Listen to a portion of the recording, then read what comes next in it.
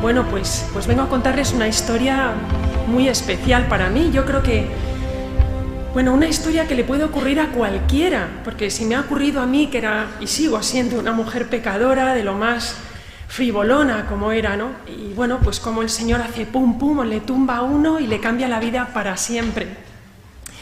Bueno, pues como decía el padre Diego, esto empezó ya va a hacer 11 años. Yo vivía en Londres, yo llevo casada 23 años, soy, gracias a Dios, muy feliz en mi matrimonio. Mi marido es San José, o sea, es santo. Para aguantarme a mí, ya empezamos por ahí, es el pobre santo.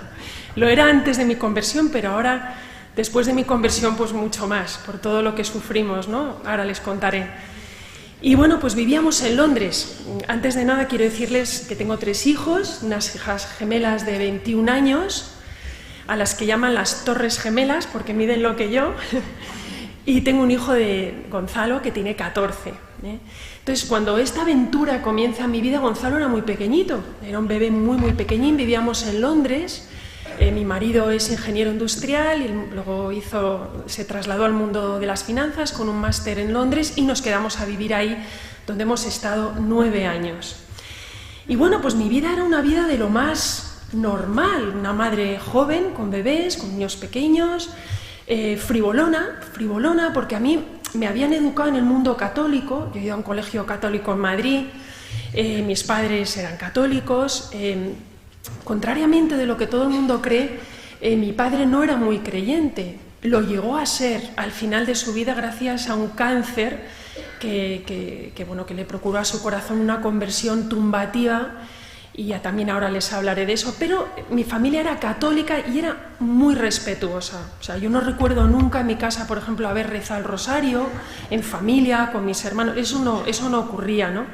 Por supuesto, íbamos los domingos a misa, hicimos todos la comunión, la confirmación. Yo tengo un hermano que no es creyente. Ya que me casé, pues a lo mejor me había confesado 3 o 4 días antes y no me había confesado a lo mejor desde la comunión. O sea, la confesión era algo un poco surrealista en mi vida. Yo no la entendía, no la comprendía, ¿no?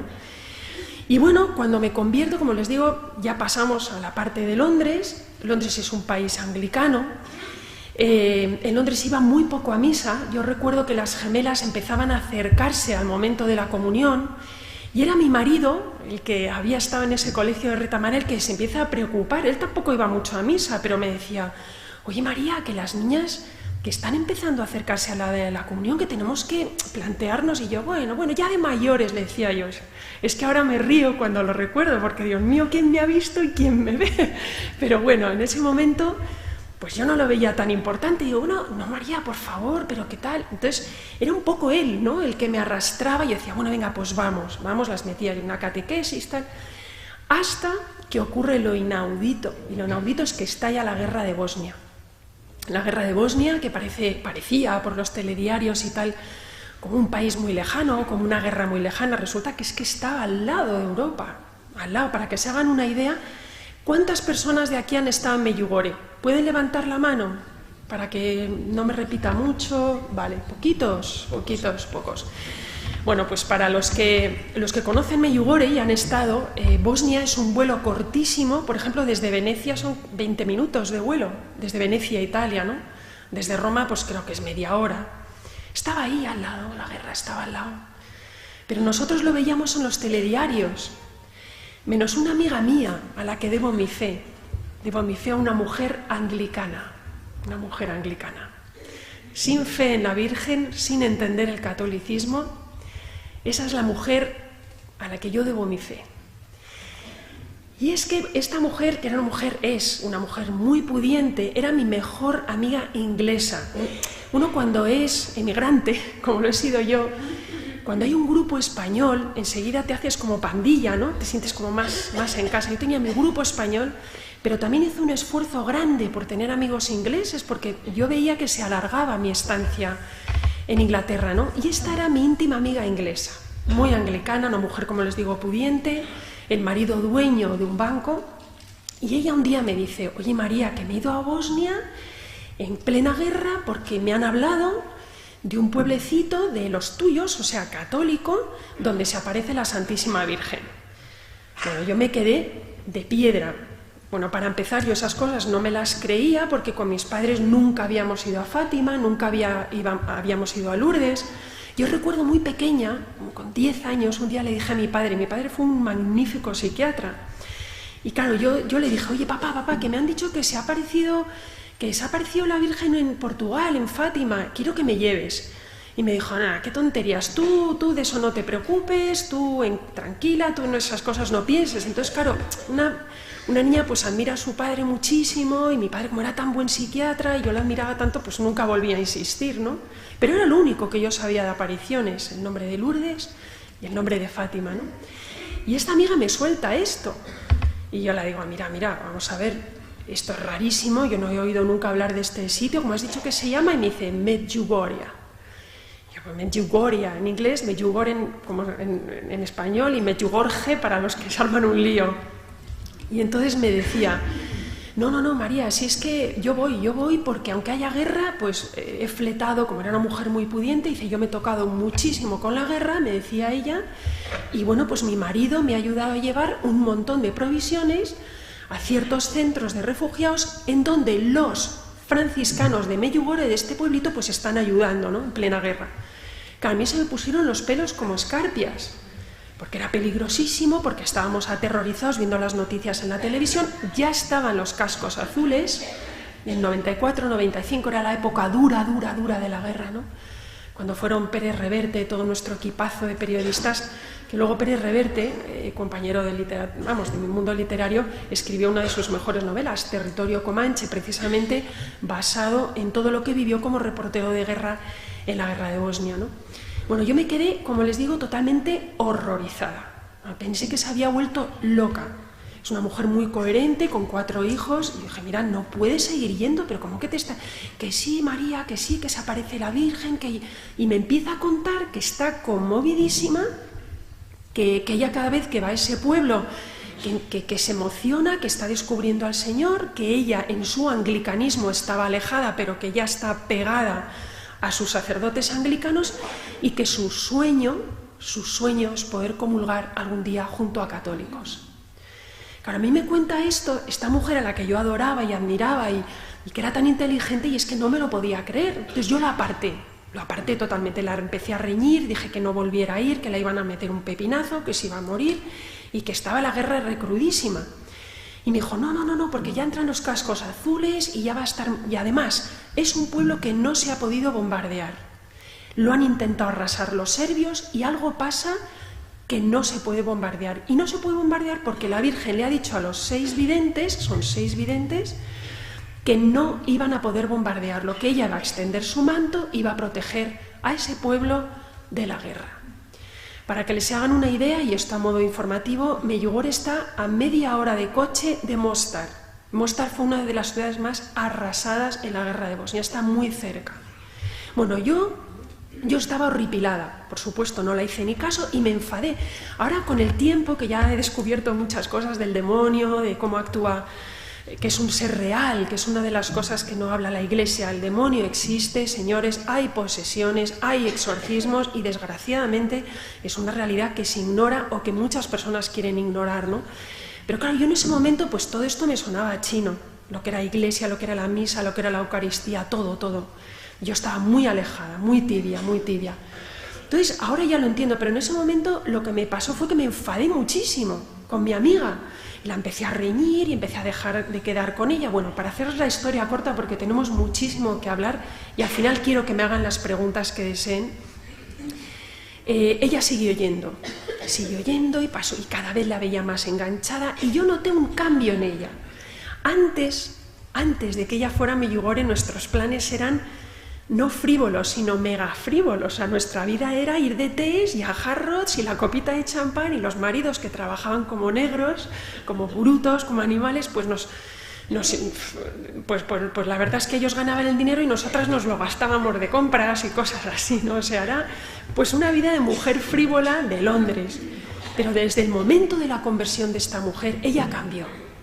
Le empezó a dejar de apetecer tanta vida social. Yo vi un cambio, y vi un cambio positivo. Por primera vez dije, oye, me contaba, me estoy preocupando, María, los niños no tienen comida, los niños no tienen medicamentos, se mueren de frío. Y había cosas curiosas, por ejemplo, me decían, no hay aceite, mándame aceite de oliva de España, que es más barato, porque no tenían para freír las madres. Entonces, a mí esas cosas como que ya me empezaron a entrar un poco en la cabeza, ¿no? Pero siempre enfocado en el tema de la guerra. Hasta que un día, y ahí comienza la gran aventura mía con el Señor, un día quedamos a comer, me invita a comer con su hermana y recuerdo que era un restaurante muy chulo, de estos restaurantes donde van actores, actrices. Yo me acuerdo que me había encontrado varias veces a la princesa Diana comiendo ahí con sus hermanas y me invitan a estas dos, a ella, o sea, mi amiga Cristina y su hermana, a comer. Y me dicen que han organizado una peregrinación a 2 meses vista y que cuentan conmigo. Estamos ya en el año 99, o sea, la guerra estaba muy avanzada, estaba no medio acabada, porque estaba controlada por los cascos azules, ¿no? Controlada, estaba menos peligrosa que antes. Y bueno, empezaron a decirme que contaban conmigo, se pusieron pesadísimas, pero pesadísimas. Y yo recuerdo que empecé a pelearme con ellas, pero de una manera tremenda. O sea, no me pegaba a mí ponerme tan violenta. Que estáis locas, estáis como cabras. Además, yo soy una persona que tengo miedo a volar, tengo miedo al ir en avión, me da mucho miedo las turbulencias, ¿no? Digo, además, ¿en qué aerolínea vais? Y me dicen, aerolíneas croatas. Y yo, Dios mío de mi vida, pero es que se va a caer el avión. No, que la ha comprado Lufthansa. Me decían unas cosas para convencerme. Y yo recuerdo que me puse muy violenta, hasta el punto, tenía una pasta, estaba comiendo unos espaguetis, hasta el punto que tiré así el cubierto diciendo, estáis locas, como sigáis yendo a ese sitio, os voy a retirar el saludo, porque sois unas irresponsables, tú tienes 3 hijos, tú tienes 4, pero ellas se sorprendieron. Es una pena que no estén aquí esta noche, porque ellas ahora recordándolo se tronchan de risa, ¿no? Dicen, ¿quién te hubiera visto y quién te ve? Pero bueno, así estaba yo. Y en ese momento, cuando yo más violenta estaba, más enfadada, que estaban ya las pobres calladas, ya no se atrevían a decirme nada, oí una voz en mi corazón de mujer, muy dulce, muy tierna, que me dijo, ¿por qué me tienes tanto miedo si yo te espero aquí? Entonces yo me quedé así y dije, Entonces me habló en español, esta voz me habló en español al corazón. Mis amigas no hablaban ni papa de español, estábamos hablando en inglés. Entonces, bueno, ahí entra hija de psiquiatra, psicología toda mi vida, mamada desde pequeñita, el mundo de la psiquiatría, y dije, uy, aquí hay una camarera, un camarero que habla español y me ha dicho una cosa rarísima. Y entonces me di la vuelta, porque claro, el cerebro, el razonamiento no te deja entender las cosas de Dios. No nos deja. Cuanto más ciencia tengamos, cuanto más inteligencia. Esas son muchas veces, yo creo, ¿no?, las riquezas de las que habla Jesús en el Evangelio, ¿no?, que cuesta más que una persona que un rico entre en el cielo, que pasar un camello por el ojo de una aguja. Lo he dicho muy mal, pero se entiende, ¿no? Y yo lo entendí así, porque enseguida todo mi aprendizaje, mi cultura de la psiquiatría que había mamado desde pequeñita, todo se me juntó. Y dije, no, esto no puede ser. Me di la vuelta y en la mesa de atrás me encontré a Mick Jagger, el de los Rolling Stones, que estaba comiendo con su mujer. Claro, miré y dije, este no me lo ha dicho, tiene que haber sido otra persona, ¿no? Pero claro, yo me quedé, cuando le pasan estas cosas, cuando nos pasan estas cosas del Señor, sobre todo una paleta como yo a nivel espiritual, bueno, y de muchas más cosas, ¿no? Pues yo siempre digo que soy una mujer profundamente ignorante y cada día, cuanto más estudio, más cuenta me doy de lo ignorante que soy y de lo mucho que me queda por aprender. Pero en ese momento dicen, es que no puede ser. Entonces, ellas dicen, se ríen mucho, dicen que me callé, que me quedé como si me hubieran hecho ¡pum! Me quedé así y miré a la pasta y empecé a hurgar en la pasta, porque la pasta tenía setas. Y dije, a ver si manda una seta rara aquí o algo. Y dicen que me callé, dejé de reñirles y hurgaba así la pasta del restaurante. Y nada, y seguí riñendo. Dijo, no pasa nada, enseguida la razón, tal, no pasa nada. Y entonces, si se os va a caer, que se os va a caer el avión. Y las pobres así me miraban y volví a oír. ¿Por qué me tienes tanto miedo si te estoy esperando aquí, ven. En esta segunda llamada me dijo, ven. Entonces yo ya me quedé así, tiré los cubiertos y sin saber, porque luego he entendido, ¿no? Pero el Señor actúa y el Señor entró en mí. Algo pasó, alguien había rezado, lo que fuera. El caso es que sin saber cómo ni por qué, las miré y las dije, voy con vosotras, sacarme un billete.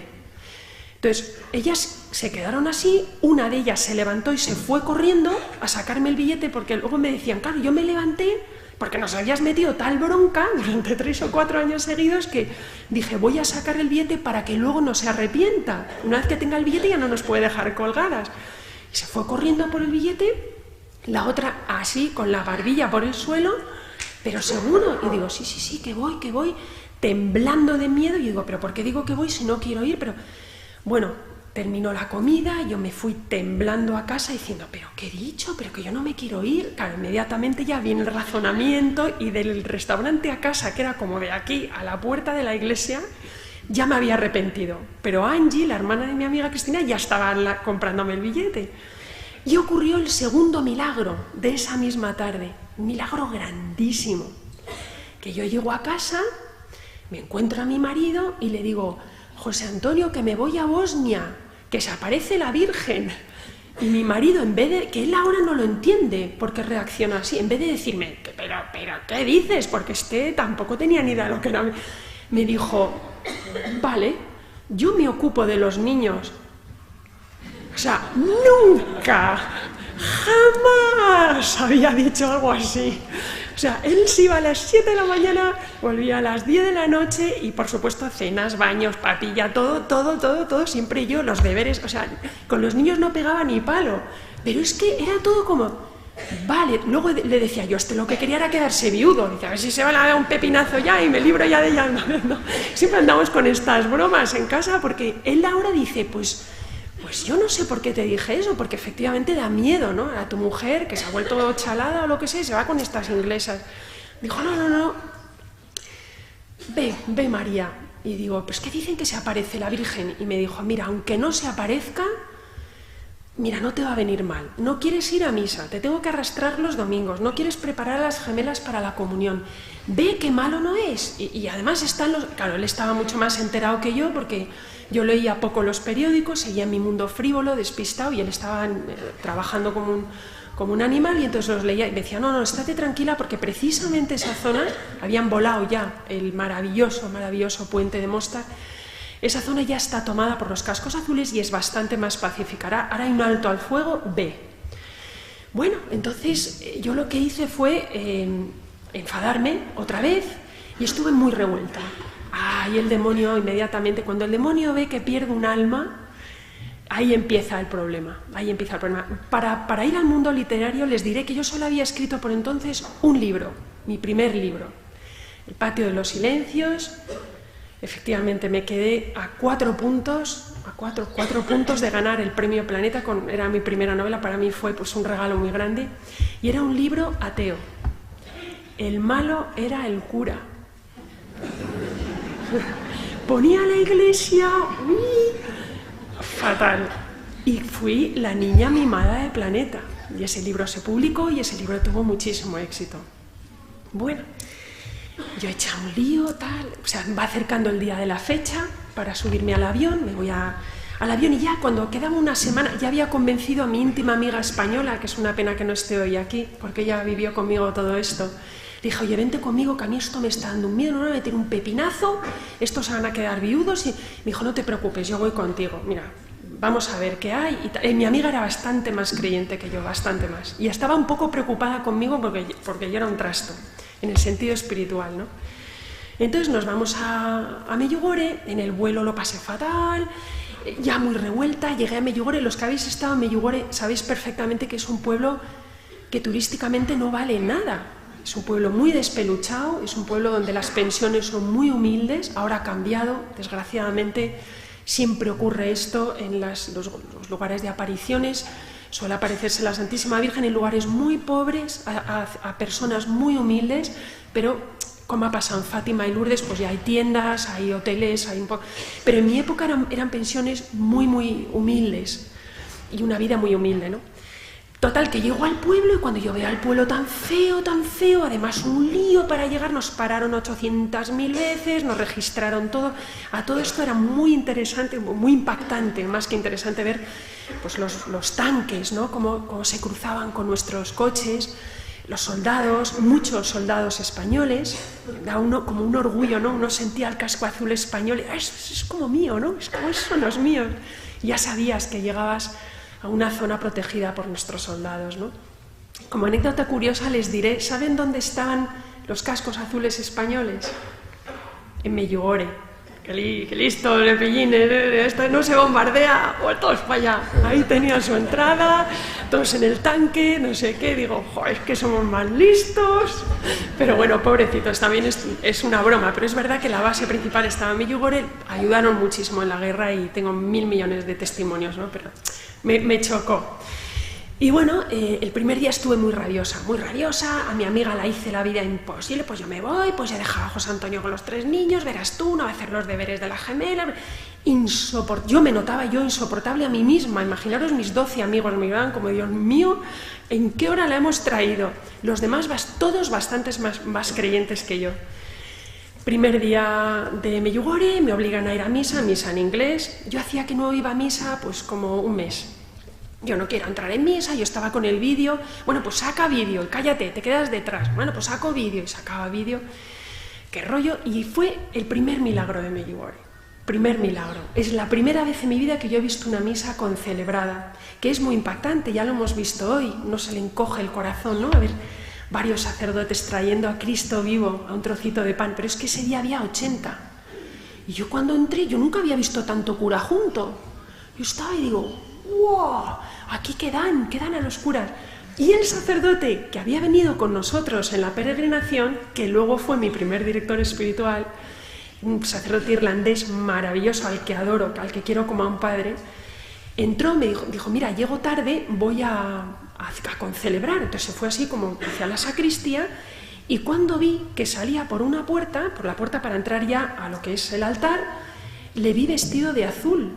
Yo le vi la casulla de azul, todos tenían la casulla blanca y él tenía la casulla azul, pero de un azul precioso, de un color como de cielo. Yo me acuerdo que tenía el vídeo, muy irrespetuosa, en vez de atender a la misa estaba dedicándome a sacar vídeo, y me acuerdo que hice, wow, bajé y dije, ¡qué guapo es el padre O'Malley!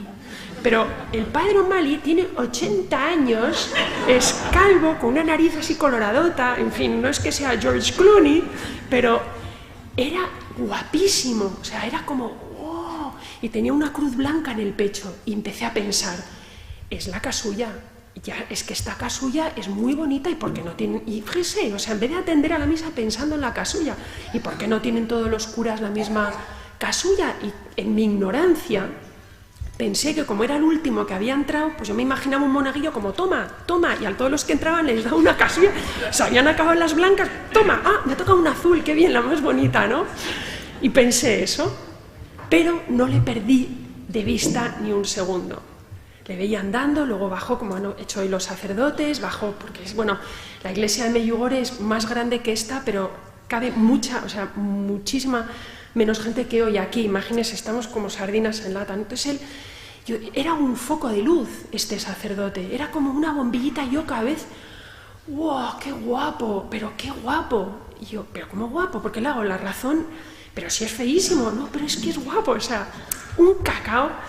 Termina la misa, se lo cuento a mi amiga, digo, oye, ¿tú has visto el pedazo de casulla que tenía el padre O'Malley? Y me dice, bueno, y digo, pues qué tonta, porque es que se notaba muchísimo, pero nadie la había visto, solo la había visto yo, ¿no? Y saliendo de la iglesia, los que habéis estado en Medjugorje sabéis que fuera de la iglesia, al aire libre, hay una ristra larguísima de confesionarios, que los sacerdotes se sientan al aire libre, ponen un cartelito en el suelo del idioma que hablan para que la gente se pueda confesar. Y a mí eso me impactó muchísimo, porque había miles de personas de rodillas, muchos de ellos soldados. Recuerden que era justo una época muy conflictiva, con su rosario, chicos de 18, 19, 20 años, esperando el turno. Yo dije, qué barbaridad, ¿no? Joder, pero ¿cómo se confiesa aquí la gente? Y en ese momento, cuando estábamos andando hacia un hangar redondo que hay detrás de la iglesia de Medjugorje, que en esa época, en ese hangar redondo, al aire libre, los videntes daban testimonio de cómo ven a la Virgen. Los videntes llevan 30 años seguidos viendo a la Virgen todos los días. Luego les hablaré de Medjugorje para si tienen algún interés, ¿no? Pero para centrarme en lo que me ocurrió, que llegamos al momento clave de mi vida, más importante de mi vida, además de mi bautizo, mi boda, mi comunión, mi confirmación, esto que les voy a relatar ahora. Íbamos andando, iba rodeada por 12 amigas y dice el sacerdote, chicas, daros prisa porque Jacob, el más joven de los 6 videntes, va a dar testimonio de conversión. Perdón, de fe, de cómo ven a la Virgen, de cómo vidente, que es la vida de vidente, cómo la ven. Bueno, a mí eso ya me enganchó. Pues soy mujer, soy cotilla, soy una curiosa y dije, pues aquí ya le pillo, ¿no? Hija de psiquiatra, nuevamente digo, este le pillo yo en 3 segundos, este debe ser uno, pues que han montado aquí esto, pues para sacar dinero, porque, bueno, en fin, todo tipo de cosas, ¿no? Y andando hacia ese hangar, que es una distancia como de 50 metros, 40 metros, en mitad de la nada, al aire libre, sin pensar siquiera en la Virgen ni en Jesús ni nada, se paró todo lo que estaba a mi alrededor. Todo. La gente, el ruido, los sonidos. Yo recuerdo que era un día muy bonito, un día de sol, un día de mayo. Y me asusté porque vi que yo lo comparo como una película cuando se engancha el proyector, que de repente que a los segundos se para y a los 2 o 3 segundos se quema. Pues eso fue. 3 segundos de amor. En mi cabeza y en mi corazón fueron 10 minutos. Pero lo que les voy a relatar ocurrió en 3 segundos que han cambiado mi vida para siempre. Paró el tiempo, paró todo, paró el espacio. Yo miraba, la gente estaba así parada, pero yo me veía que me movía. Y tuve un impulso de mirar hacia el cielo. No vi nada, les digo desde ya que yo no soy vidente, no veo a la Virgen, no veo a Jesús, no vi nada. Hay gente que va a Medjugorje que dice que ve el sol como da vueltas, incluso que han visto destellos de luz en el momento de la aparición de la Virgen. Yo lo que noté fue que algo súper fuerte me cayó encima. Sé que era agua en forma de rocío y sé que era un rocío de amor. Un rocío de amor tan grande, tan grande, tan grande, tan grande, que nunca encontraré palabras humanas para describirlo. Brutal. Y en 3 segundos, ¡pah!, toda mi vida. ¡Fua! Desde niña, desde que tengo conciencia de pecado. No les puedo decir qué edad. Hay sacerdotes, a mí los sacerdotes la verdad que me atiborran a preguntas y a mí me gustaría ser más precisa. No sé si tendría 5 o 6, no lo sé. Solo sé que vi todos mis pecados. Todos. Todos. ¡Fua! Yo pensé que yo era santa, o sea, yo no robaba, no mataba, adoraba a mi marido, no le engañaba. Y dije, pues yo, si me pasa algo me voy al cielo. Es lo que uno piensa, ¿no?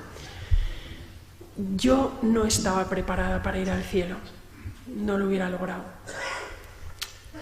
Probablemente, seguro me hubiera quedado en el purgatorio, porque no era mala, no cometía pecados graves, ¿no? Pero les aseguro que el cielo está lejos y cuando conoces a Jesús, la puerta en un segundo se estrecha, pero bien. Y ahí el Señor me habló. Una voz, esta vez de varón, entró en mi corazón. No puedo decir que la oí, no me pregunten luego, pero la oí. No es físico. El Señor me habló al alma, me habló al corazón y me dijo, María, María, así es como te amo y así es como amo a todo el mundo, pero nadie me corresponde. Y yo en ese momento quise morir. El amor era tan brutal. Mire, yo estoy loca de amor por mi marido. O sea, es que, de verdad, le quiero con toda mi alma. A mis hijos también, pero yo siempre digo, en mi familia manda en mi amor es primero mi marido y los otros 3 van detrás, son el producto de... Pero lo que yo quería, mi marido de repente hizo ¡buah! Se quedó así pequeñito comparado con la brutalidad de amor que me cayó encima. Y me quise morir.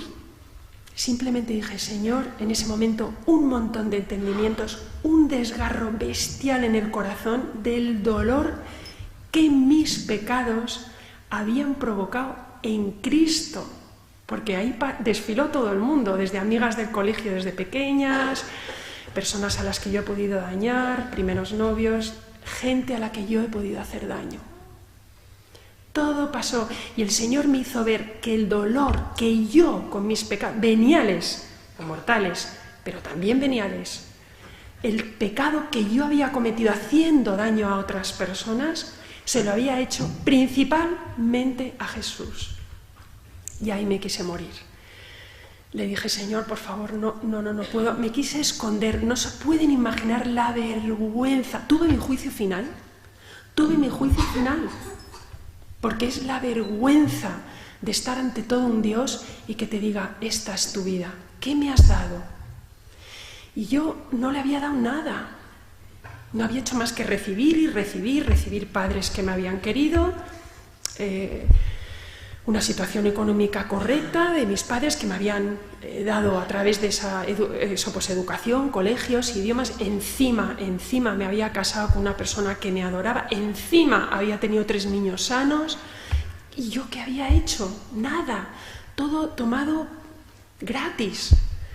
Y le dije, Señor, no puedo, quiero morir, por favor, llévame con ese amor. O sea, la sensación, una vez que se conoce el amor de Jesús, la sensación es de quererte ir con Él, marcharte con el Señor, ya no quieres estar aquí. Inmediatamente le dije, tú te encargas de José Antonio y los niños, tú.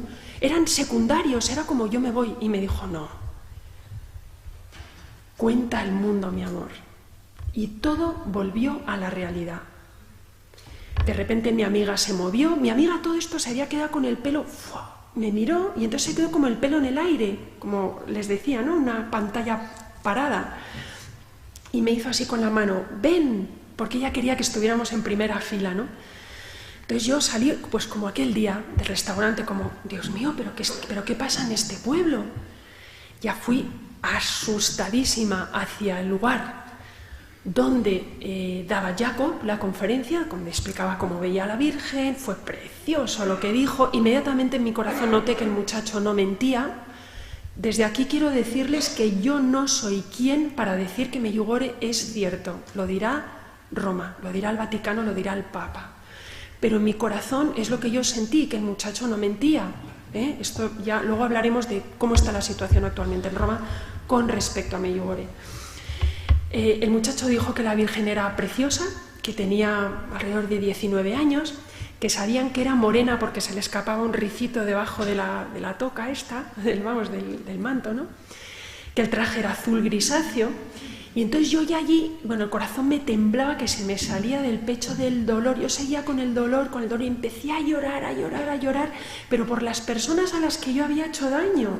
A mis padres, hasta rabietas, tenía cosas del colegio, novios, no sé, pero ¿por qué he tenido yo que hacer daño a los demás? Y a llorar, entonces decían, ¡ay, cómo le gusta a María lo que cuenta el vidente! Y yo decía, sí, eso es por él. Pero claro, yo no me atrevía a contar, ¿no? No me atrevía, bueno, mi libro, el que había quedado quinto en el planeta, poniendo a caldo al cura.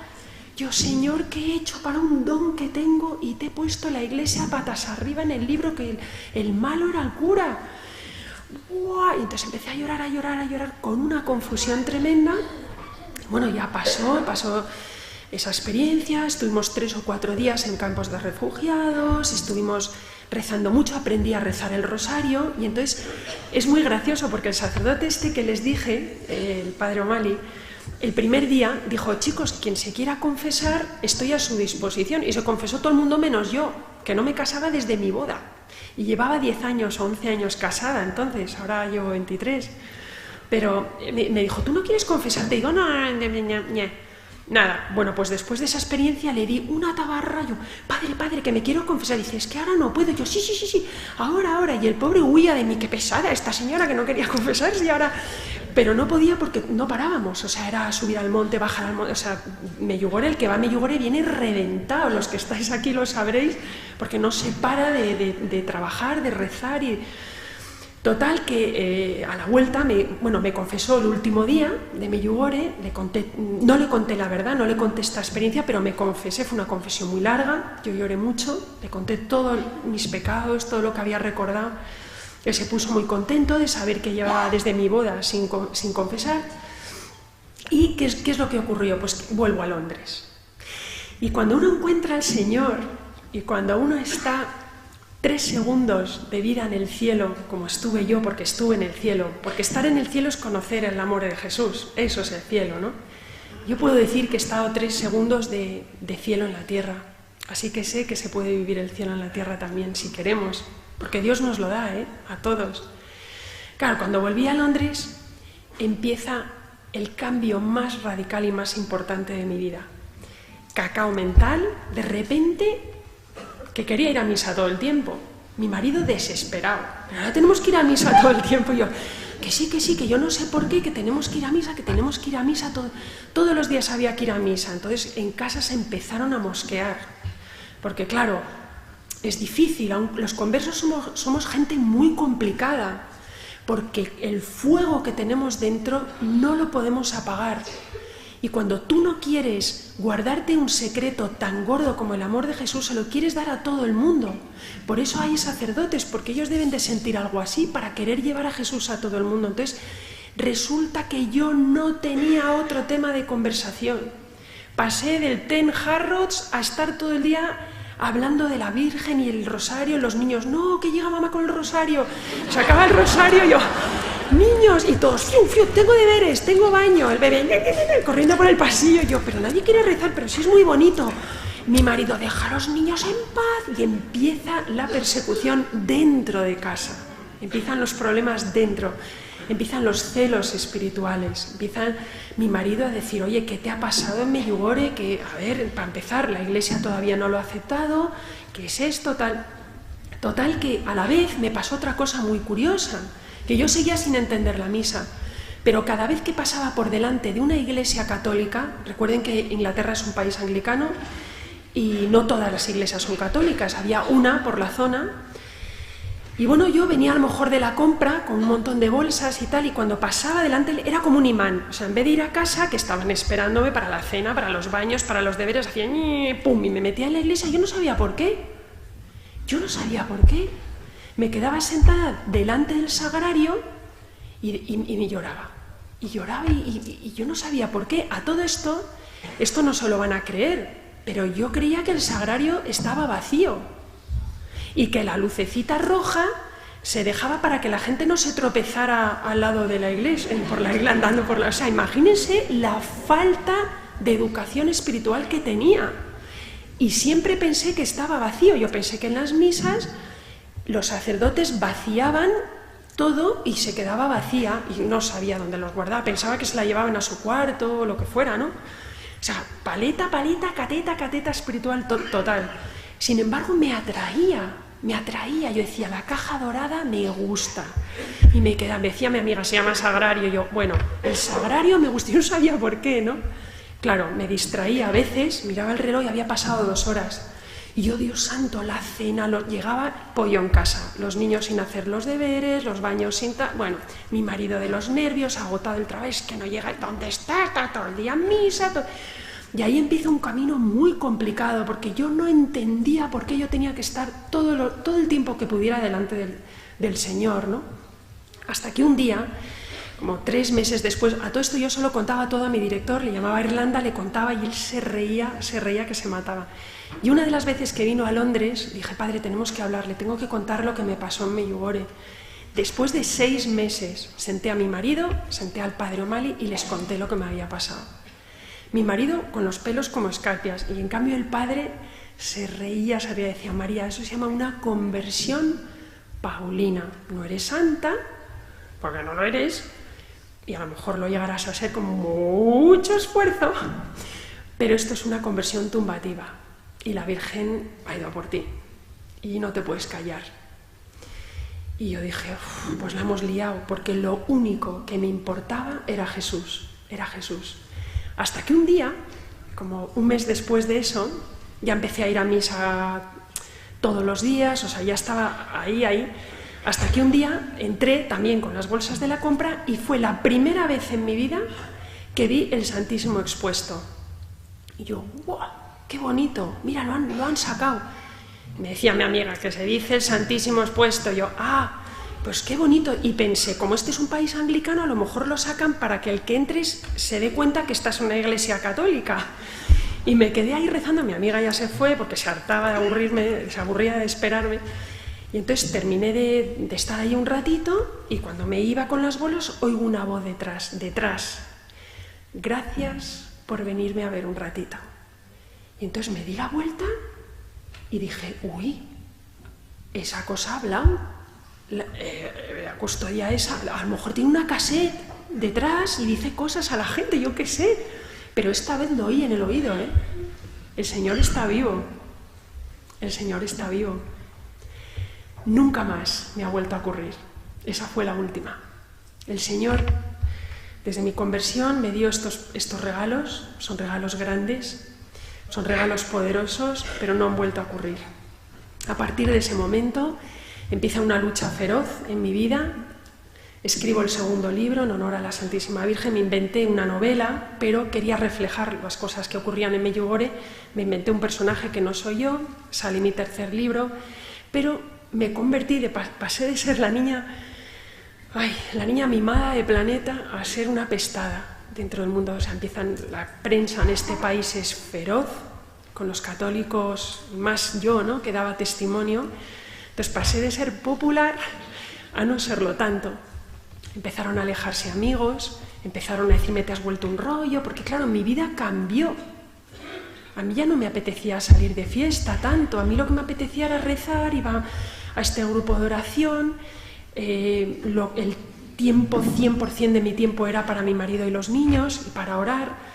Claro, dejé de gastar mucho dinero, me di cuenta que había estado gastando mucho dinero en tonterías, por ejemplo, ropa o el bolso de moda o tal. Ya es que esas cosas pasan a un noveno plano.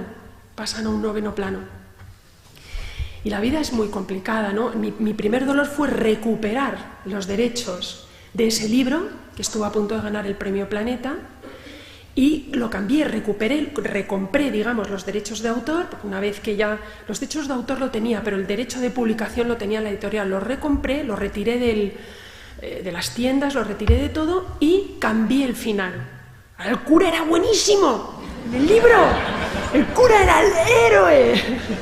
¡Hello! Era héroe. Y el que era malo era el maestro, porque tenía que haber algo malo. Entonces, lo siento por si hay aquí algún profesor, pero alguien tenía que ser el malo del libro, ¿no?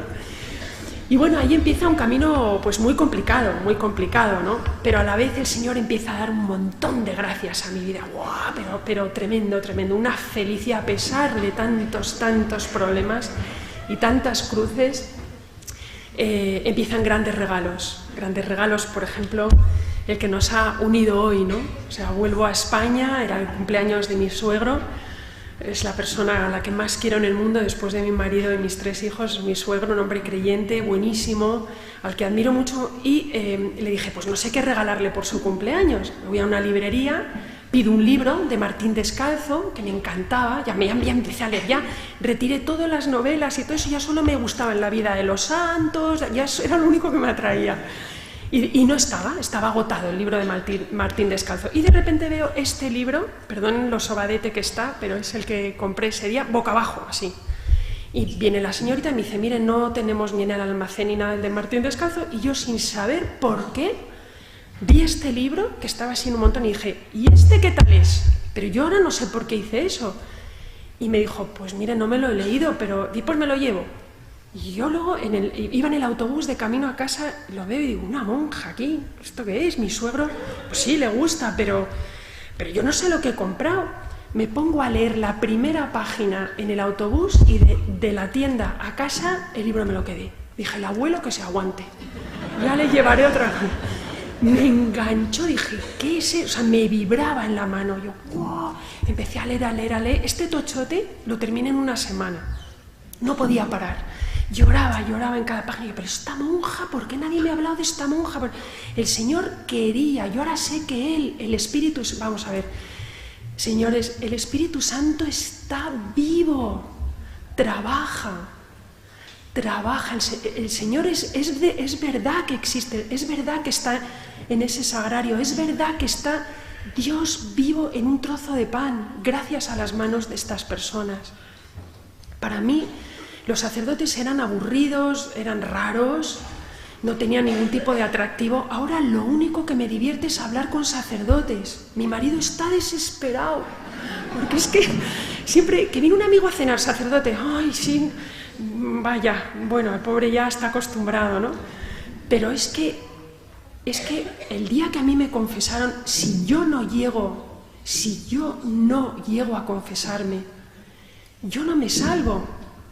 Es que ellos son los únicos que pueden quitarnos los pecados.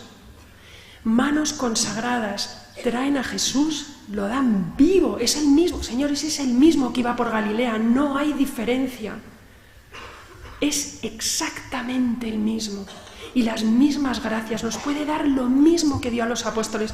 A mí cuando me dicen, hombre, es que los apóstoles menuda suerte tuvieron porque estaban con él, digo, pero si es que no hay diferencia, no la hay. Bueno, ya para terminar, porque quiero que hagan todas las preguntas que quieran, ¿no? Sobre todo los chicos que están por aquí del seminario, solo les diré que mi vida nunca va a ser igual. Mi marido, ya un día harto de mi conversión, me dijo, te doy 3 semanas, se te va a pasar este jai raro que te han metido los franciscanos de Medjugorje. 11 años después el pobre ya no dice nada, dice, ¿qué? ¿Vamos a misa? ¿No? Digo, sí, bueno, pues nada, vamos, porque es nuestra vida. Tengo un amor alucinante por Jesús, no tengo miedo a morir, he perdido el miedo a morir. Hay gente que me ha mandado anónimos, hay gente que me odia. Si ustedes vieran, tengo 2 asistentes personales para mi web, porque es que me asusté de los insultos. Pocos, o sea, tampoco quiero exagerar, un 10% son aterradores. El resto, el 90% es gente, pues como puede ser cualquiera de ustedes, ¿no? Que quieren conocer al Señor y que me han leído mis libros, que me preguntan. Pero verdaderamente, claro que tengo miedo. Soy madre, me da miedo, pues mis hijos a lo mejor han podido sufrir alguna burla, ya son mayores, ¿no? Pero es que todo vale por Jesús, todo. Como ser humano, claro que lloro y claro que me preocupo cuando un familiar fallece o cuando hay un disgusto en la familia o cuando tengo cualquier problema, cualquier enfermedad, claro que sufro, pero nada se compara con la felicidad permanente, impresionante, que llevo siempre en el corazón. Muchas gracias y hasta siempre. Que Dios les bendiga. Sí. María, me ha impresionado todo muchísimo. Me encanta, yo ya está en Medjugorje. No he sentido como tú, pero muy parecido.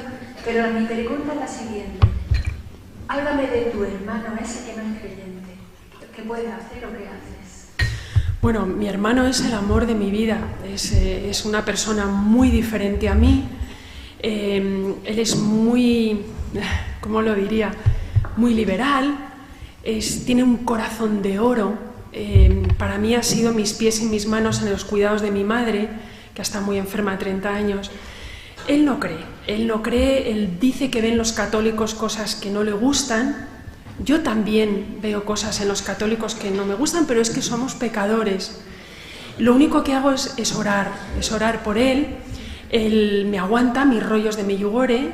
Cada vez que hablo con él digo, ¿te vienes a Medjugorje? Me dice, no, pero espérate, no voy contigo, déjame en paz. Lo que pasa es que yo tengo fe, siempre le digo, Íñigo, yo tengo fe por ti y por mí. Algún día te convertirás, me dice, tu vida me vas a convertir, o sea, ya es por rabiosed, ¿no? Pero pocas personas tienen un corazón más noble que mi hermano, ¿no? Mi pena que no conoce a Jesús, pero Jesús ya se le presentará, yo no paro de rezar. Hay un arma muy poderosa y no les he hablado de ella. La Virgen habla mucho de esta arma en Medjugorje. Es más, en una de las apariciones, en un momento muy cruento de la guerra, estaba muy mal la situación, había mucho odio, era aterrador todo lo que estaba pasando, un momento verdaderamente grave, en el año 93-94. Los videntes, que la ven todos los días a la misma hora, entran en éxtasis a la vez, le dijeron: madre, ¿cómo paramos la guerra?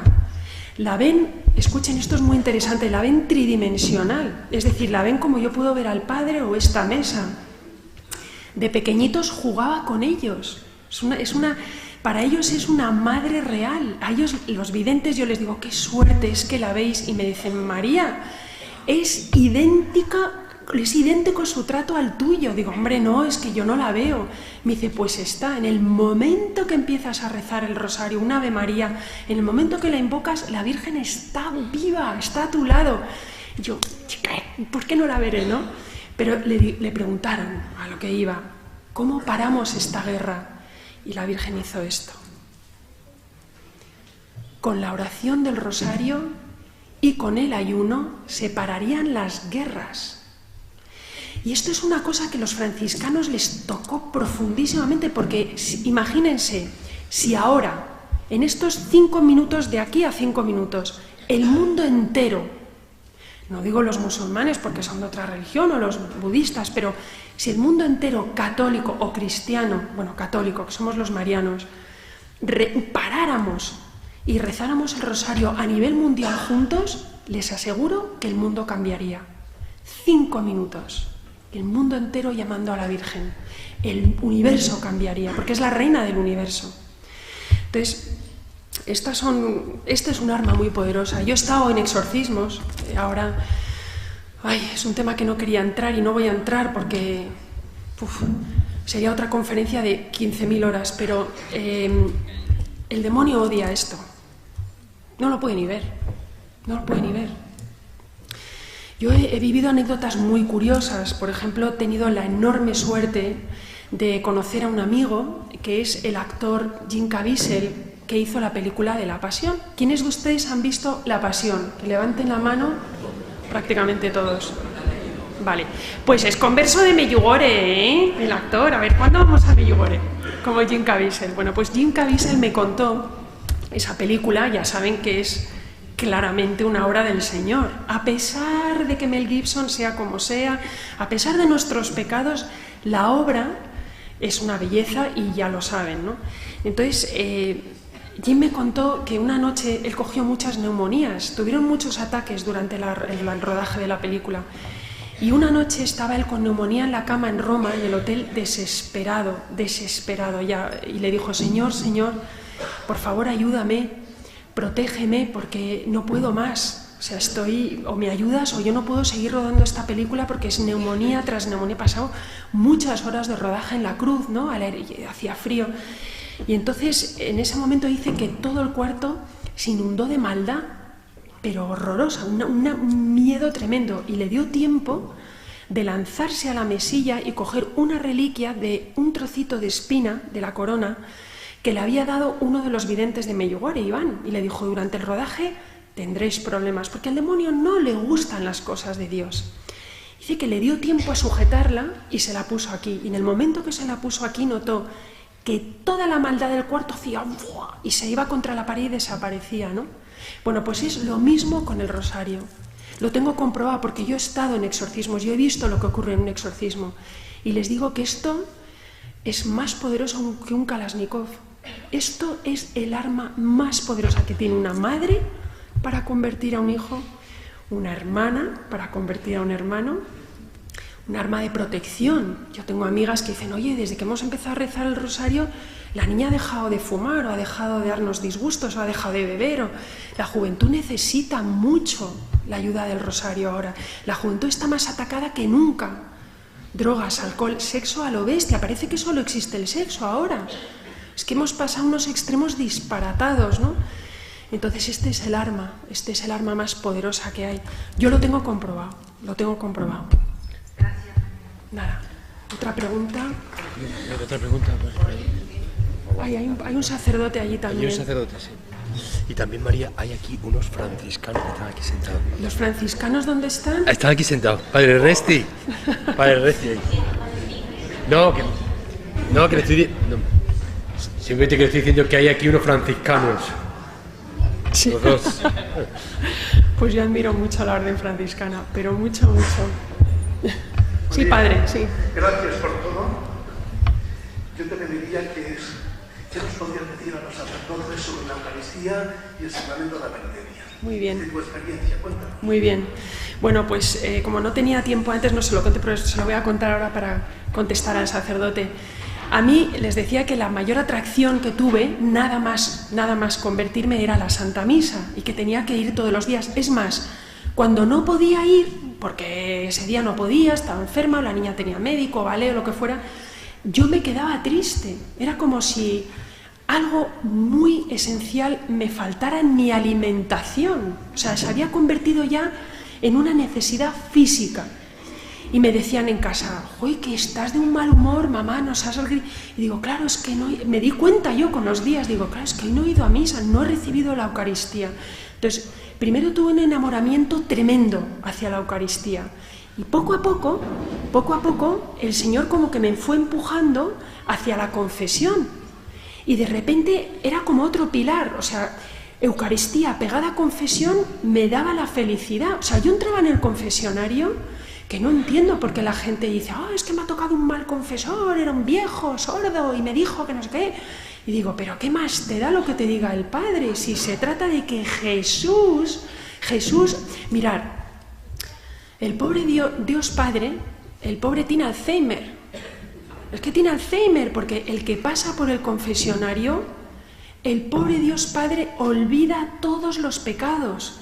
¿Qué más nos da que el sacerdote sea un plomo o que tenga sonetón y lo tenga ese día sin pila? Es el sacramento, manos consagradas, Cristo representando un sacerdote, aunque sea un sacerdote malo, imaginen el peor sacerdote, yo que sé, ladrón, lo que sea, sigue pudiendo dar la absolución, sigue teniendo manos consagradas, tendrá un problema él personal con Dios y tendrá que responder a Dios Padre, pero a mí me ha dado la absolución. Benditas manos consagradas. Todas las noches rezo a Dios para que no permita que yo muera lejos de unas manos consagradas. Todas las noches le pido que mis hijos y mi marido, cuando mueran, tengan al lado un sacerdote, porque es el representante de Jesús, es el que puede liberarles del infierno, por favor. Es que unas manos consagradas, una confesión es lo más gordo que hay después de una Eucaristía. Y para enseñarles una cosa que les había traído y que se me había olvidado, la Eucaristía, me dice el Padre que hable de la Eucaristía. ¿Qué diría yo de la Eucaristía?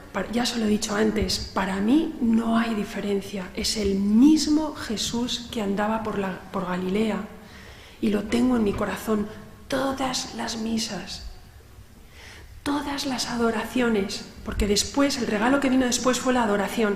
Yo me quedo delante del Santísimo y digo, no me puedo creer lo que estoy haciendo. Hay días que no se me ocurre nada, soy humana. Mi fe también ha pasado por un tobogán. O sea, yo tengo mucha fe, pero hay noches oscuras, hay momentos de dudas.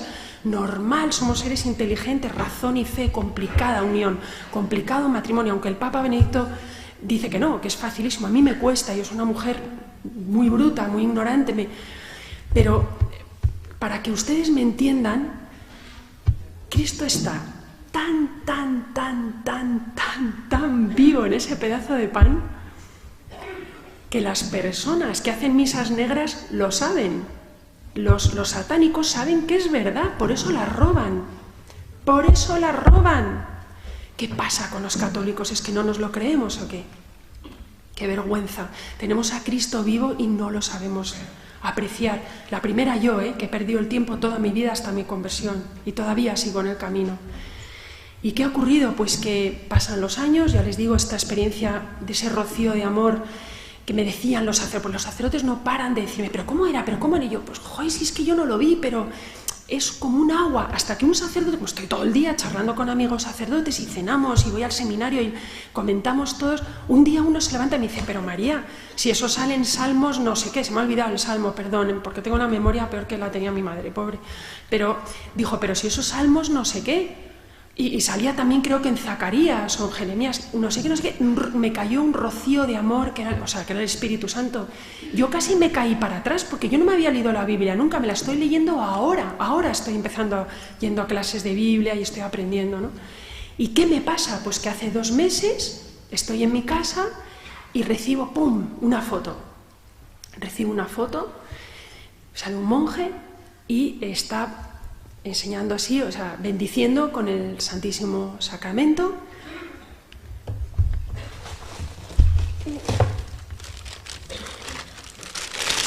Veo esto, es un regalo que he traído al Padre Diego, no sé si lo pueden ver.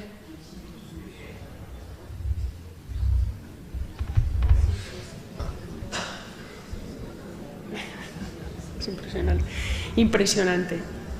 Cuando yo veo esta foto, solamente venía de un amigo que, bueno, es un amigo que no es demasiado creyente, ¿no? Pero me dijo, mira María, he recibido esto y te lo mando porque es lo que tú siempre nos has contado. Bueno, yo es que casi me desmayo porque esto fue lo que me pasó a mí, esto fue. Y ponía nada más debajo, Casa San Pablo, República Dominicana. Y ¿cómo averiguo yo esto? Y hay aquí en esta sala una buena amiga que ha sido monja, luego, pues no sé qué es, creo que se salió. Ella dice que porque era comunista la echaron del convento, no sé. Es una de mis más entrañables amigas, un regalo de Dios para mí. Y gracias a ella estoy aquí, porque fue que me presentó a Sor Inés, que para mí es como una madre de sangre, y bueno, y la llamé, porque ella está en la República Dominicana muchísimos años de misionera. Y le digo, por favor, Mariluz, averíguame qué es esto. Y entonces ella hizo sus averiguaciones, llamó y me dijo, oye María, que he llamado al arzobispado y que me dicen que es una casa de retiros espirituales. No recuerdo si ella se acordaba de ¿te acordabas de este sacerdote? Se acordaba de este sacerdote y dice, me han dicho en el arzobispado que puede reenviarla porque está regada, dicen ellos la palabra regada, por toda la República Dominicana. Y este hombre es exorcista y es un hombre muy santo. Aquí está, Padre, es mi regalo para ti. Gracias.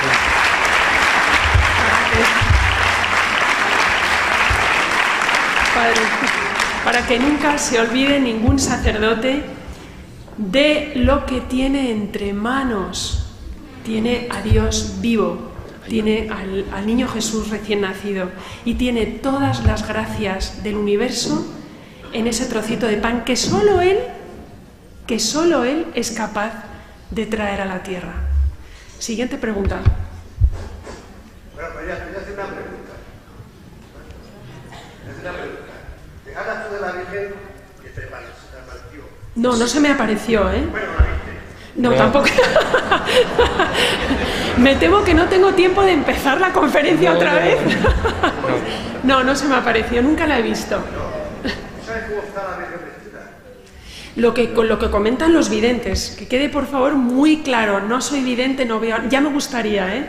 Lo que siento es al Señor en mi corazón, pero yo creo que como todos, ¿no? Pero es que hay personas, hay muchas aparecidas. Sí. Una vez vienen de blanco, sí, y otra vez viene vestida de negro. Sí, efectivamente. Bueno, yo Porque la Virgen dice que ella, cuando viene de negro, siente mucho por sus hijos, que sus hijos están todos en una catástrofe. Igual que una madre, que ve con un hijo que va a caer, poco paciente, claro, la madre la Bueno. y está llorando siempre, sufriendo. Vale, gracias por... Nosotros no hacemos caso. Bueno, gracias Manuel, gracias por su pregunta. Le contesto. Como yo no la he visto, no puedo decir nada. Lo que sí le puedo decir es que la Virgen se aparece en muchos lugares del mundo. La aparición más curiosa que yo he investigado, quiero decir, no es que haya ido a verla, sino que he leído toda la documentación, es la de Uganda, aceptada ya por Roma, y la Virgen se aparecía a los videntes, que eran unas niñas pequeñas, de un pueblecito, en mitad de África, se aparecía negra. Se aparecía negra y bailaba con los niños bailes africanos. La Virgen es nuestra madre. Es nuestra madre y para cada uno de nosotros es una madre real. Entonces, en Japón, en Akita, la vidente la ve japonesa, con un bebé japonés. La Virgen se aparece de una manera que nuestro corazón, nuestra inteligencia, nuestra alma sea capaz de entender. Ella se abaja a nuestra naturaleza. Y eso es lo que sé, no le puedo decir más. Los chicos de Bosnia la ven muy europea, piel blanca, ojos muy grises, ricito negro, ya les digo que por eso sabían que es morena, el traje es un poco gris y el velo es blanco. Y no se la ven los pies, suele aparecer encima de una pequeña nube y en muchas ocasiones, en las ocasiones más importantes del año, por ejemplo, Navidad, Semana Santa, tal, aparece con el niño Jesús en los brazos, vestida de oro, vestida de oro. Javier. Sí. Gracias, María, por un testimonio tan bonito, tan preciso. Me gustaría hacer una pregunta muy breve, porque ha salido en su testimonio, en su charla. Ha dicho en un determinado momento que notaba cómo el diablo ponía palos en las ruedas, cómo intenta en el día a día, en nuestra vida cotidiana, actuar en contra de la gracia. Del Señor. Sí. Me gustaría si pudiese dar algún otro testimonio concreto de ese quehacer diario del diablo interfiriendo la llamada que el Señor, sí. La gracia que el Señor. Vale, les voy a contar una anécdota que se conoce. Yo esta anécdota la voy a contar en mi libro, me pasó a mí personalmente, y si la cuento aquí hoy, en primicia, esto no lo sabe nadie, es porque las protagonistas de esta anécdota están aquí. Yo estaba escribiendo el libro del Purgatorio, un libro que no quería escribir, yo quería escribir un libro histórico, ya había escrito el libro de María Antonieta, La Nodriza, había tenido mucho éxito, gracias a Dios, con Grupo Z, que es una editorial complicada, como todos sabemos, Interview, en fin, con el Cuore, todos esos de Z, pues yo trabajo para ellos. Poniendo mi granito de arena, hablando de Dios, que claro, soy la última siempre del cotarro, pero ahí estoy.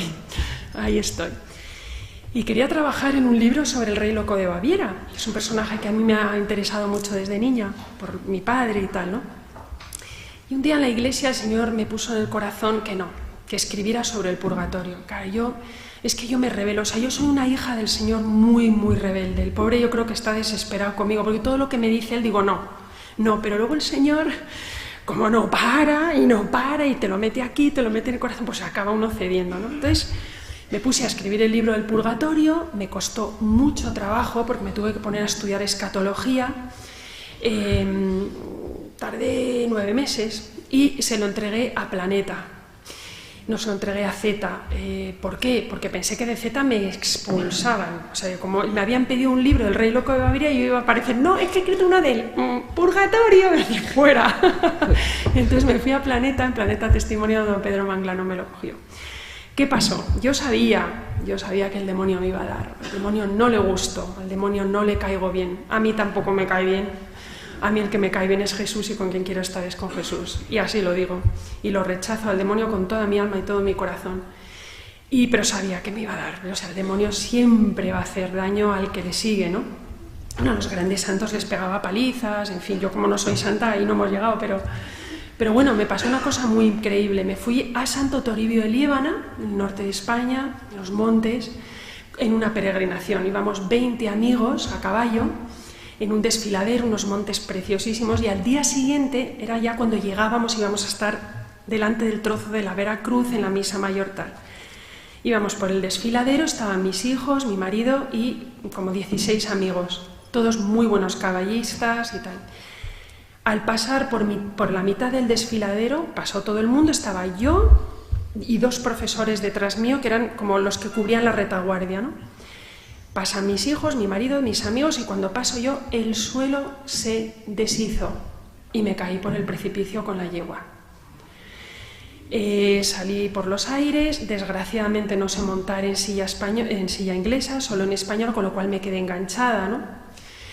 Empezamos a dar vueltas, yo solo notaba que todo el cuerpo se me desgarraba, pero porque había mucho arbusto, o sea, era todo pinchos, o sea, si alguien ha estado en esa zona sabe de lo que estoy hablando, ¿no? gritos desesperados de mi marido, todo el mundo, que se mata, que se mata. Y yo en ese momento comprendí, o sea, dando vueltas con la yegua, comprendí que me mataba. Yo comprendí que era el momento. Y, una cosa importante, yo siempre, en las sillas de montar de mis hijos, de mi madre, nosotros somos muy de caballo, nos encanta el mundo del caballo. Entonces, en la silla yo llevo atado siempre un rosario. Me llaman en la cuadra la loca del rosario, y a mí me está con la... Bueno, todos los petiseros se ríen de mí, los caballistas me quieren muchísimo, mi profesor me adora, pero es ateo. Y ay, tú y tus cosas. Tú. Bueno, yo acababa de terminar de rezar el rosario. Vas en la silla, paseando, pues yo voy rezando. Y lo acababa de terminar. Me caigo y empiezo a dar vueltas de campana, tal, con la yegua, y noté que me mataba. Y entonces le dije, Señor, Señor, te entrego mi alma. Y en esto salgo por el aire, había un tronco enorme, de estos que salen así de las rocas, ¡pah! Y me caigo de espaldas contra el árbol, me salvó el árbol. Y claro, oía, ¿estás bien? Bajaban los pobres, habían atado como pudieron, abandonaron los caballos y bajaron a por mí. Y la yegua, cuando digo, creo que puedo mover las piernas, y de repente miro y veo a la yegua volando y se me cae encima. La yegua se me cayó encima y se me cayó en el cuello, pateando así, y bueno, mi marido histérico, María, María, María. Y entonces yo lo que notaba, digo, me he debido de morir, porque no tengo dolor. Yo me he muerto, esto es de estar muerto. Pero claro, yo veía todo y no lloraba ni nada, estaba asustadísima, pero digo, no, es que no me... ¿Pero qué te duele? ¿Qué te duele? Que no me duele nada. Y de repente empecé a empujar así como por debajo, conseguí salir y de repente ya habían llegado a donde estaba yo, me cogieron así, mi marido me metió en un coche y corriendo al hospital. No me ha pasado nada, 15 días de collarín. Los médicos no se lo creían, pero el que no se lo creía era mi profesor de equitación, ateo, que lo vio y que iba detrás. Y me dijo, sé que te tenías que haber matado. No había escapatoria. Hoy creo en Dios. Yo creo... Bueno, yo creo que el Señor permite estas cosas. Vamos a ver, ¿por qué no me he matado? Gran pregunta. Tengo una misión, está claro. Pero tuve una intercesión. Y... Perdón, no puedo.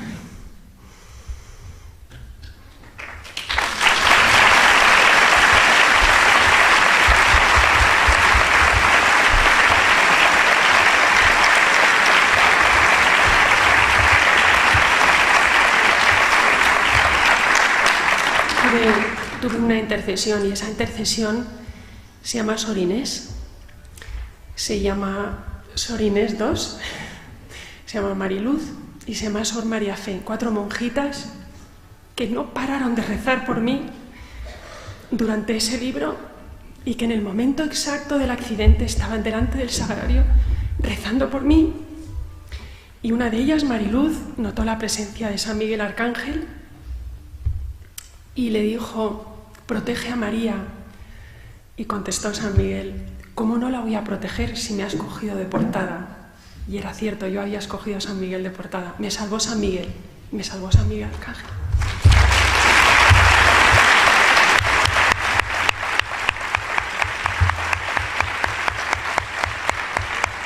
Ahora entiendo yo por qué decía, esas monjas me salvaron la vida cuando alguna vez me has comentado. Sí. Hay una campaña, que es la campaña vocacional del seminario Pasión por el Evangelio, y yo sé que hay muchos jóvenes que sienten la voz de Jesucristo en su corazón, pero no hacen caso. Es dificilísimo que un joven hoy en día le diga al Señor, quiero ser sacerdote, sí, quiero ser. ¿Tú qué le dirías a un joven, yo que te veo tan apasionada por el Evangelio? Pues, ¿qué le dirías a un joven que seguramente haya por aquí algunos que quieren ir al seminario, pero no lo saben? Y otros que sí lo saben, pero que se lo piensan. Normal. Que no llegan en su vida. Ya. Entonces, ¿qué le dirías a estos jóvenes indecisos, a estos chicos? Después otra pregunta puede ir por las chicas, pero yo voy a por los chicos. Pues estos chicos que reciben la voz del Señor, porque la reciben, yo no me creo que los jóvenes de hoy no sigan recibiendo la voz del Señor diciéndole, chaval, Ya. sigue. ¿Qué les diría? Bueno, pues a los seminaristas que hay aquí, a los jóvenes que no estén atendiendo a la llamada del Señor, les digo que no hay camino en el mundo más valioso que llegar a ser sacerdote. Que Cristo vale la pena vivir por Él y vale la pena morir por Él. Y que nosotros, los laicos casados, traemos bebés al mundo, pero ellos traen al bebé más importante de toda la creación, Jesús, el niño Jesús. Y solo lo pueden hacer los sacerdotes, no lo puede hacer nadie más. Os animo, os bendigo, os ruego que no nos abandonéis, os necesitamos, sois la salvación de nuestras almas, vuestras manos consagradas son las que nos van a poder perdonar a ojos de Dios, y sin vuestra ayuda y sin vuestras manos consagradas el mundo muere. La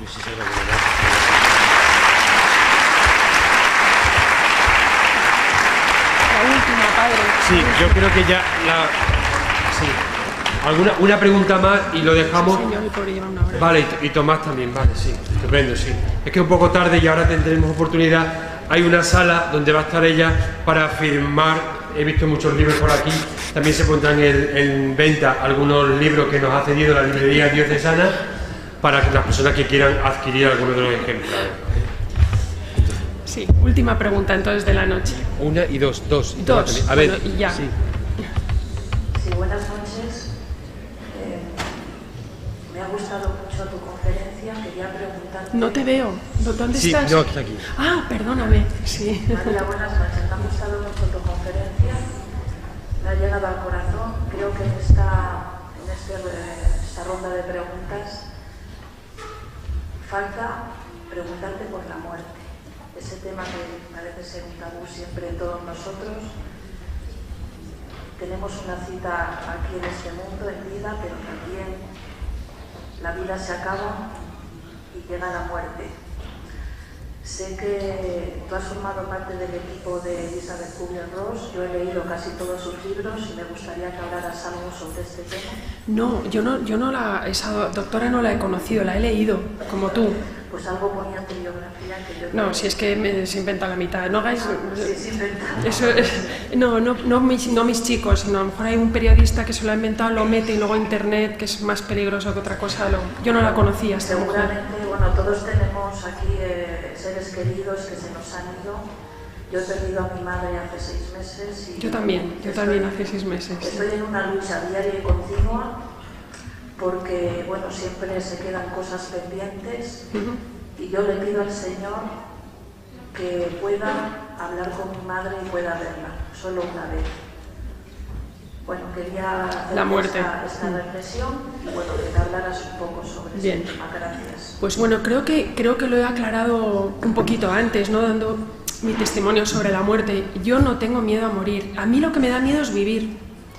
A mí me da miedo cómo está el mundo, las guerras, los jóvenes, la droga, el alcohol, los odios familiares, las guerras, todo eso me horroriza, pero yo no tengo ningún miedo a morir. O sea, si a mí, por ejemplo, me dijeran que mañana, que me han descubierto esta tarde un cáncer mientras daba esta conferencia y que me quedan 2 minutos de vida, 3 minutos de vida, de verdad que es que no me importa. Si yo con lo que quiero irme es con Jesús. Yo cuando digo esto en casa empiezan mis hijos, egoísta, que te quieren morir. Y digo, no, yo no me quiero morir. Digo que no tengo miedo a la muerte. Dios es todo misericordia. Sor Faustina no mintió. Sor Faustina lo vio y lo experimentó, y yo también, y estoy viva para gritarlo al mundo y para quedarme afónica si es necesario. Dios es amor infinito y nos ha preparado ya una vida eterna que a mí no me da ningún miedo. Mirad, a ver, cuando muramos, es que la gente se asusta muchísimo. Verás tú el juicio final. Yo lo pasé fatal con esa experiencia, pero os digo, la única pregunta que se nos va a hacer de verdad cuando muramos, o sea, Jesús no va a decir, porque en el año 50 robaste a tu hermano, yo qué sé, una finca. Es que, vuelvo a decir, el pobre Dios tiene Alzheimer. Los que no tenemos Alzheimer somos nosotros, que estamos siempre recordando los pecados de todo el mundo y con rencor y no perdonamos. Pero Él, la única pregunta que Jesús te va a decir, o que habrá dicho a tu madre, la única es, ¿cuánto has amado? Nada más. Y ahí la hemos cagado, porque tenemos que contar todo lo que no hemos hecho, pecados de omisión. Por eso yo digo a los jóvenes, no desperdiciéis ni una oportunidad. Yo he perdido el tiempo 32 años, hasta mi conversión. No quiero perder ni un segundo más, ni uno. Me duelen las burradas que dicen de mí en la prensa, me duele que digan, no, está loca, o toma drogas, han llegado a decir de todo. Pero digo, Señor, yo siempre voy al sagrario y digo, tú vales la pena. Si yo tengo que pasar por esta pequeña cruz, además ni siquiera llevamos la cruz, somos tan solo Dios, Jesús es el que lleva la cruz. Nosotros somos unos pequeñísimos cireneos. Hay algunos cireneos más grandes, ¿no? Como gente torturada, o mujeres violadas, o gente que tiene verdaderas tragedias, como las burradas que hacen a las niñas en las guerras y cosas así, o los niños, ¿no? Esos son cireneos más importantes que nosotros, tienen el cielo mucho más ganado. Pero nosotros somos unos cireneos muy pequeñitos. No tengáis miedo a morir. No tengáis miedo a morir. Nunca olvidéis lo que os digo. No tengáis miedo a morir. Tener miedo de no saber amar a Dios. Nada más. Nada más. Y dejaros amar por Él. Tomás.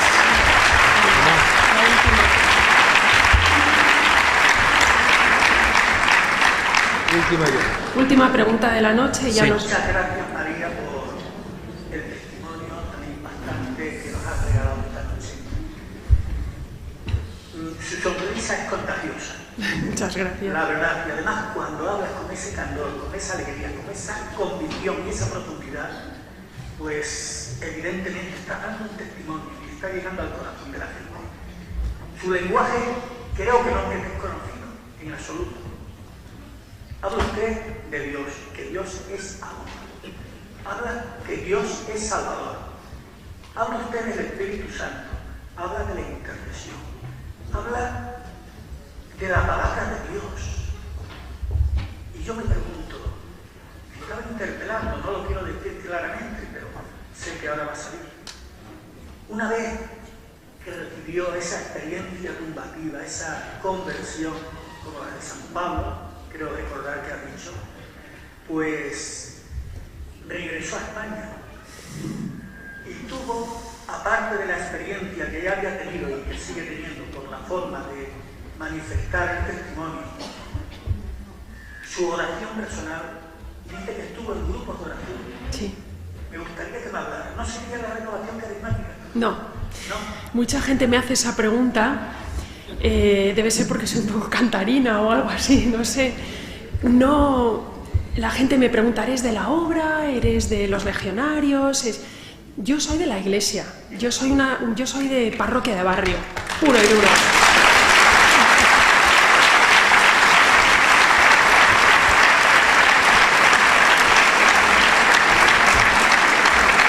Tomás es carismático, por eso la pregunta. Pero los carismáticos me encantan, es más, me gustan mucho las canciones. Al principio me asusté un poco, porque como bailan y eso, digo, a ver, pero todo lo que el Papa dice... Pero ha asistido, ¿no? Es que Pilar Vaquero me ha dado recuerdos. Sí, para que le sí. Me encantará recibir su beso. Pues sí, la renovación carismática es un movimiento muy bonito dentro de la Iglesia. Ya le digo que al principio me asusté un poco, pero luego me fui enamorando de la renovación, igual que de todo, de los legionarios, del Opus, de los focolares, de todos.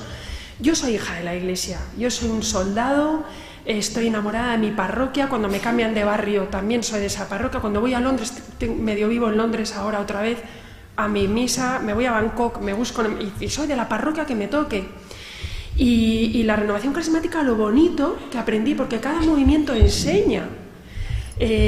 Lo que yo he aprendido en la renovación es el amor al Espíritu Santo. Para mí el Espíritu Santo era una cosa totalmente surrealista, no sabía ni lo que eran los dones. Y entonces lo he ido aprendiendo con ellos. Pero no me...